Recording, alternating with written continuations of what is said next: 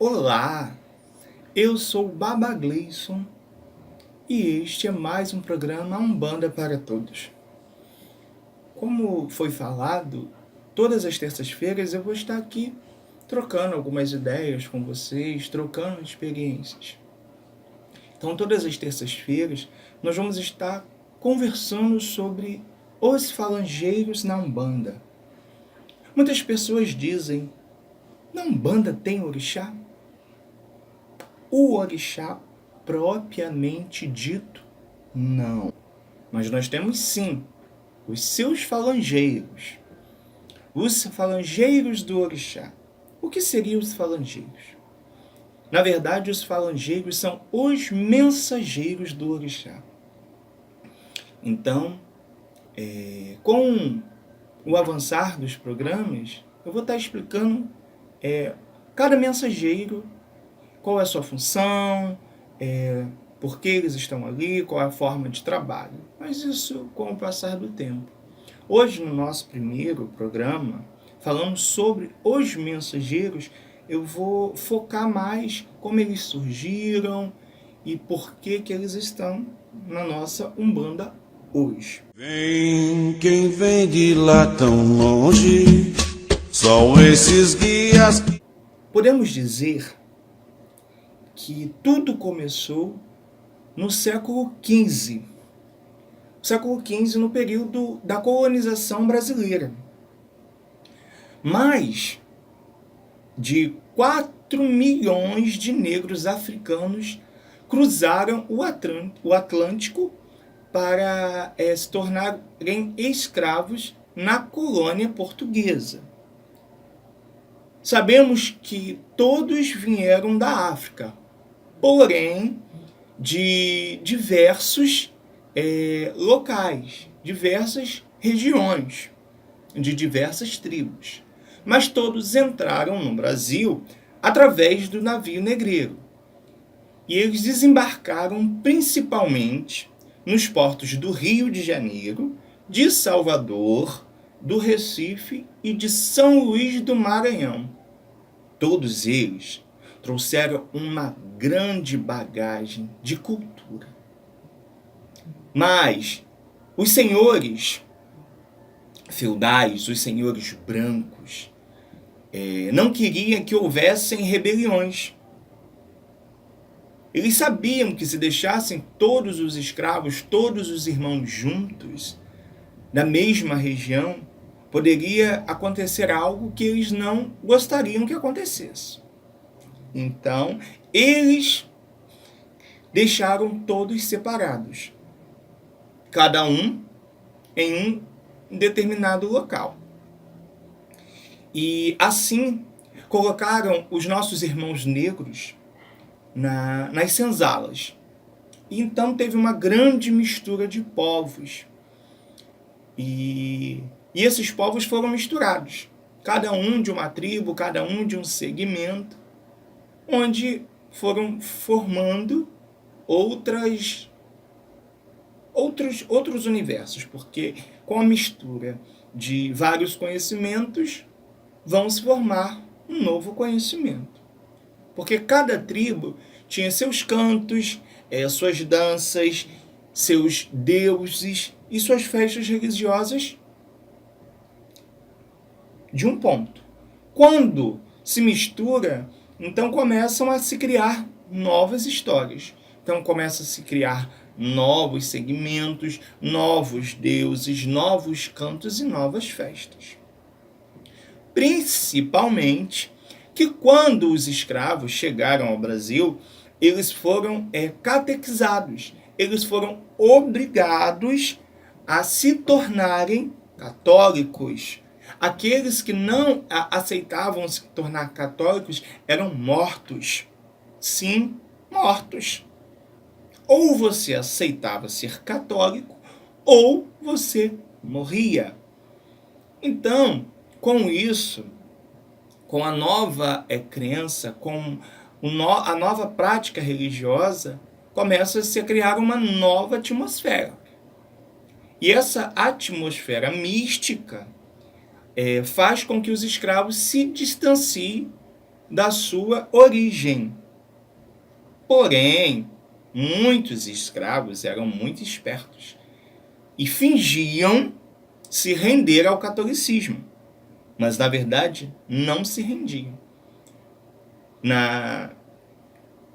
Quando estavam a sós, continuavam a cultuar e a reverenciar os seus deuses, que são os deuses africanos. Porém, como os capatazes ficavam muitas vezes de sentinela, eles não poderiam continuar adorando, mesmo que fossem escondidos. Então, com muitas brigas, com muitas lutas, um negro, um escravo maior, surge a ideia de nós somos obrigados a cultuar os deuses deles. Já que nós não podemos com eles, por que nós não nos juntamos a eles? E ele foi visto como um maluco. Não, jamais. Nós não podemos parar de cultuar os nossos deuses. Nós vamos perder a nossa essência, outros diziam. Mas ele dizia, nós não precisamos parar de cultuar os nossos deuses. Apenas podemos transformar isso no que eles acham que é. E começaram a pensar. Alguns não aceitaram, outros começaram a ver que aquilo poderia ser uma solução. Tá. Mas como nós vamos adorar, cultuar os deuses dos brancos, entoando nossas cantigas? Aí então surgem as cantigas das rodas das capoeiras, onde se mistura os santos da Igreja Católica com os orixás. E aí então surgem as canções que hoje nós conhecemos.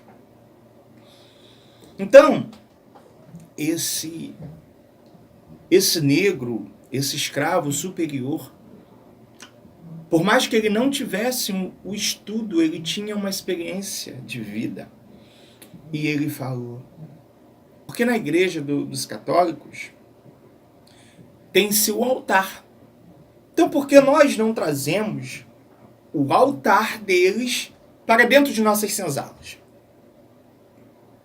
Não, isso é maluquice. Você quer colocar os senhores, os santos deles e abafar os nossos? Não é isso. Vamos começar a usar a influência deles a nosso favor. Eles têm o altar deles. Nós também podemos ter o nosso. Não, jamais.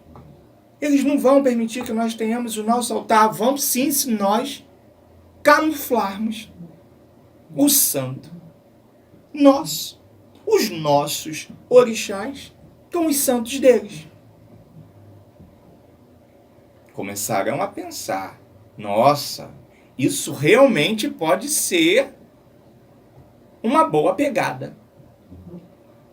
Eles não têm o São Jorge, que é um santo guerreiro, que é um santo da batalha, que é um santo que mata pelo cristianismo? Nós também temos o nosso São Jorge. Não, nós não temos nosso São Jorge. Você está maluco? Temos sim. Só que nós temos o nosso São Jorge, que é algum. Todos paravam assustados. Caramba, não tínhamos pensado nisso. Sim. Colocamos a figura de São Jorge. Todos vamos reverenciar a São Jorge, acender vela para São Jorge, mas na verdade nós estaremos cultuando a Ogum. Você é maluco? Como vai fazer isso? Vamos montar um altar aqui dentro da nossa senzala. Só que o que vamos fazer? Vamos enterrar o assentamento. Em cima de cada assentamento, colocamos a imagem deles. Temos Nossa Senhora da Conceição. Nossa Senhora da Conceição é uma mãe, é uma que tem os 3 anjinhos, não é? Quem é Nossa Senhora da Conceição? Quem é a mãe? Quem é a deusa da fertilidade? Oxum. Colocamos Nossa Senhora da Conceição dentro de uma fonte. E dizemos que estamos cultuando ela. Mas, na verdade, estaremos cultuando Oxum. Vocês precisam entender. E começou a trabalhar com eles. E assim foi trabalhando. Então, eles montaram o gongá. Em cada imagem, embaixo de cada imagem, estava o assentamento do deus africano. Mas isso está muito na cara. Precisamos, uma velha escrava, precisamos esconder. Porque se eles cavarem, eles vão ver. Foi aí que surgiu a toalha rendada. Tem até um ponto de Preto Velho que diz: a benção a vovó, quando eu precisar lhe chamo. A benção a vovó é quando eu precisar lhe chamo. Zambi lhe trouxe, Zambi vai te levar. Zambi lhe trouxe, Zambi vai te levar. Agradeça a toalha rendada vestida que tem no gongá. Agradeça a toalha rendada de chita de Pai Oxalá. Por quê? As toalhas rendadas que as senhoras não queriam porque tinham ficado amareladas ou então estava com um rasgadinho, essas escravas pegavam e transformavam, colocavam e forraram o gongá. Então o altar da Umbanda se tornou um gongá. Por isso que hoje, nas casas de Umbanda, nós sempre vemos o gongá fechado, o gongá aonde as quartinhas dos filhos de santo são colocadas. Onde tem uma cortininha ou é uma toalha bem grande, onde as imagens ficam em cima e sempre o gongá é fechado embaixo. Isso quando não tem o quartinho, que é chamado de camarinha. As umbandas bem antigas, as primeiras primordiais, sempre as quartinhas dos filhos de santo, a quartinha do anjo da guarda era colocada embaixo do gongá, em referência aos antigos assentamentos dos escravos. E foi aí que surgiu a ideia, e foi aí que surgiu a falange dos orixás. Aí você pergunta, por que Oxum na Umbanda vem chorando? Se no candomblé ela vem majestosa, dançando, com as entoações dos cantos ela vem dançando, e na Umbanda ela vem chorando. Na Umbanda é a falangeira da Nossa Senhora, de Oxum. Então, na Umbanda, ela vem chorando por quê? Ela não pode se mostrar de verdade. Ela não pode se mostrar de verdade. Então, ela vem de uma forma que ela chora pelos filhos. Então, os 2 copos que se veem na mão de Oxum na Umbanda nada mais é do que suas lágrimas que foram derramadas. E todas as vezes ela derrama a lágrima pelo sofrimento. Porque ela realmente não pode vir na terra. Então ela manda a mensageira dela para que a mensageira dela nos conforte. Geralmente vocês vão ver quando Oxum vai embora, ela vira o copo de água sobre o médium, ou então ela joga o copo de água sobre a assistência ou sobre os médiuns que estão na roda. Para quê? Para que purifique. Então a mensageira de Oxum está purificando aquele ambiente e fazendo com que suas lágrimas, elas simplesmente limpem o coração e tirem toda a mágoa, se alguém ali presente está. Vem também o mensageiro de Xangô.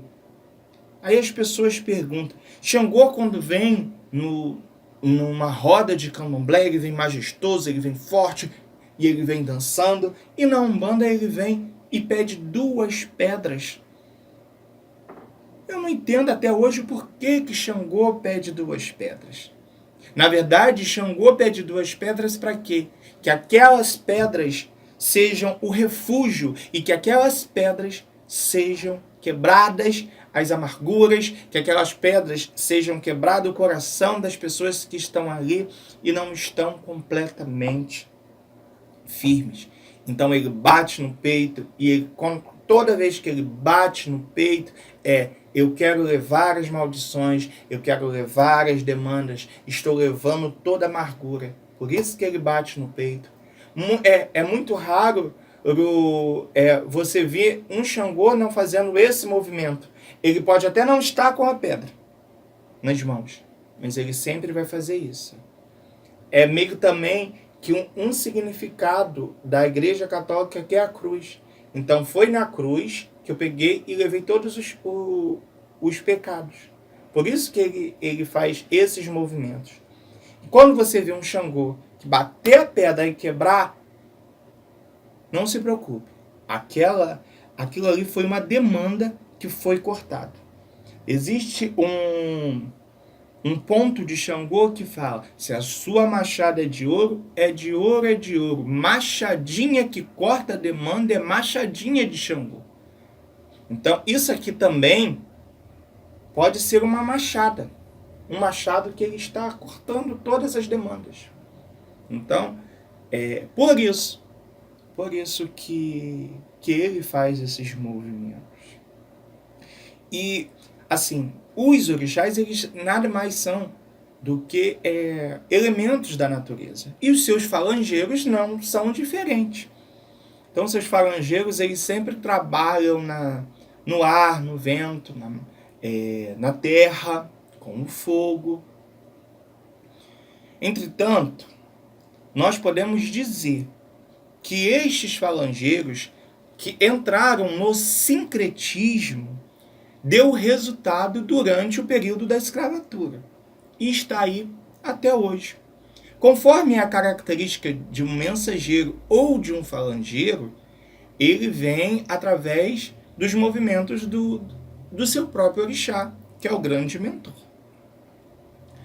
Certamente, devido à imposição do catolicismo, os negros também sobreviveram até dos cultos. Então, por isso que você sempre vai ver na Umbanda, uma Umbanda de verdade. Antes de começar a gira, sempre reza um Pai Nosso, uma Ave Maria, credo, salve rainha. Aí faz a defumação. A defumação vem da Igreja Católica, dos primordiais. Existe ainda lugares, porque a Igreja Católica também, ela meio que avançou. Mas existem as grandes igrejas católicas que ainda fazem a defumação. Então, os umbandistas trouxeram a defumação da Igreja Católica. Então, para que a falange dos orixás cheguem, precisa que o ambiente esteja defumado. Temos as cores também, que são totalmente diferenciadas. No candomblé, Oxum veste o dourado. Mas na Umbanda não, ela veste o azul clarinho, que é para lembrar o manto de Nossa Senhora da Conceição. Então, vocês vão ver quem é umbandista é completamente diferente as doutrinas, as nações de quem é do candomblé. Mas eu não vou me aprofundar no candomblé, porque o candomblé não é a linha que nós queremos seguir. A linha que nós vamos seguir, a linha que nós vamos estar aqui conversando, estudando, é a linha da Umbanda. Como surgiu a Umbanda, os falangeiros, os preto velhos, os caboclos, o povo de rua. Então, os nossos falangeiros, eles trabalham guiados pelo orixá. Eles não são orixá. Eles são teleguiados por cada orixá. Por isso que Nossa Senhora da Conceição é representação de Oxum. Nossa Senhora da Conceição não é Oxum. Oxum é Oxum. Nossa Senhora da Conceição é Nossa Senhora da Conceição. Devido os senhores feudais não deixar, foi por isso que Nossa Senhora da Conceição foi sincretizada como Oxum.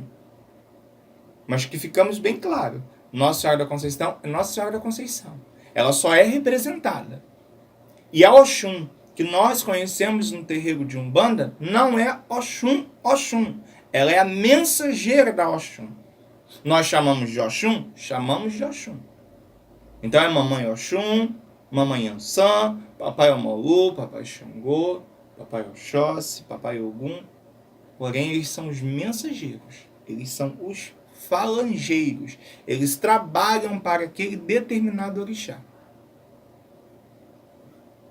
E na ritualística, podemos dizer assim, no ritual da Umbanda, os médios podem trabalhar com todos. O porquê que o médio pode trabalhar com todos os orixás? Na Umbanda não existe a sua cabeça, tem os donos. Sim. Digamos se você é filho do Ogum com Oxum. Então, os seus guias de frente são Ogum e Oxum. Seus padrinhos são, vamos colocar Omolu e Ansã. Então, você já tem aí 4. Mas você também pode virar com Oxóssi, você também pode virar com Nanã, você pode virar com Xangô. Não existe, na Umbanda não existe essa briga que existe, entre aspas, no candomblé, tá? Xangô e Omolu pegam a mesma cabeça. Porque eles não são orixá, eles são os falangeiros. E é uma grande mentira dizer que na Umbanda os orixás não rodam com a cabeça de todos. Pois nós conhecemos que na Umbanda o orixá, ele pode sim, todos os orixás podem vir na sua cabeça, porque todos os falangeiros podem trazer mensagens dos orixás para aquela pessoa específica, aquele médium. Por isso que os umbandistas são chamados de cabeça giratória, porque na Umbanda é permitido. Você tem sim, seu pai, sua mãe, seu padrinho e sua madrinha, mas todos os falangeiros podem trabalhar se houver necessidade na sua cabeça. Vamos dizer que hoje eu sempre vou virar com Ogum, se eu sou do Ogum. Eu sempre vou virar com Iansã, se eu sou de Ogum, com Iansã. Porém, se houver necessidade naquele dia de Omolu trabalhar na minha cabeça, eu vou virar com Omolu. Se houver necessidade naquele dia de Xangô trabalhar na minha cabeça, eu vou virar com Xangô. A Umbanda é permitido sim. Porque na Umbanda são os falangeiros que trabalham. São os falangeiros. Tá? E no sincretismo também foi associado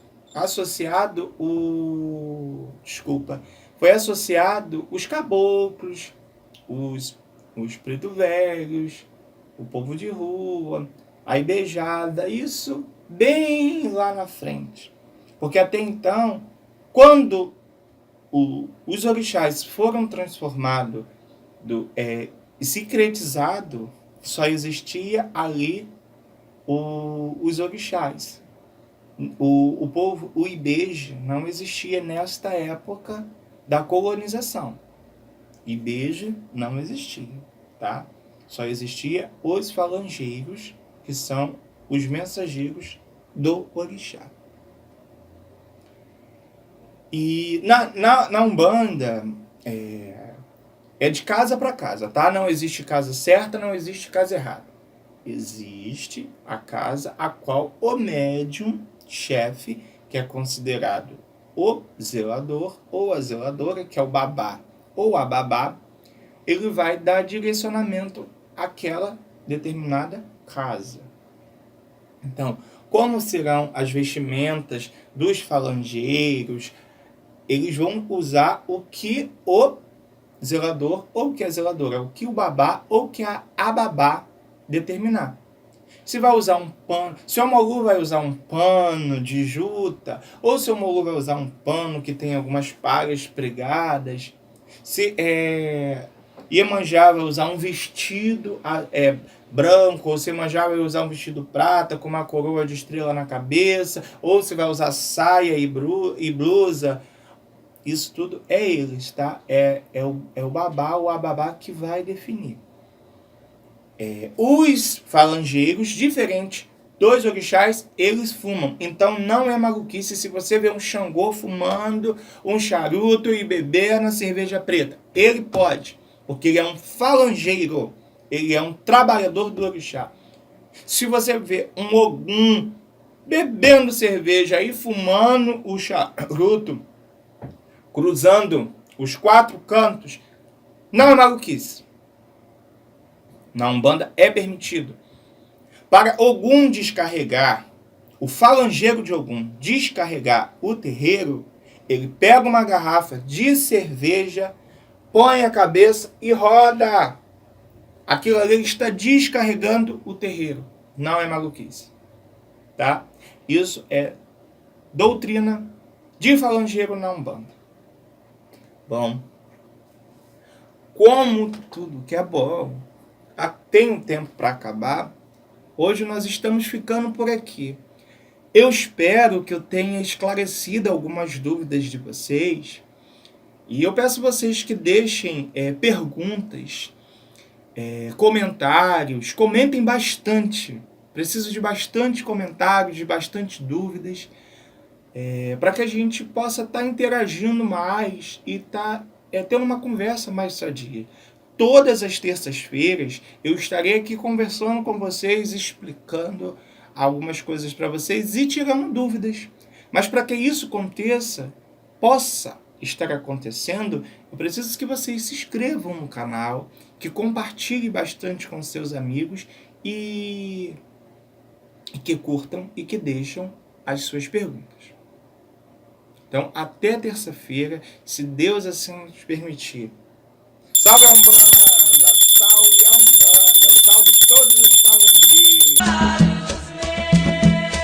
Oh, dai-me forças pelo amor de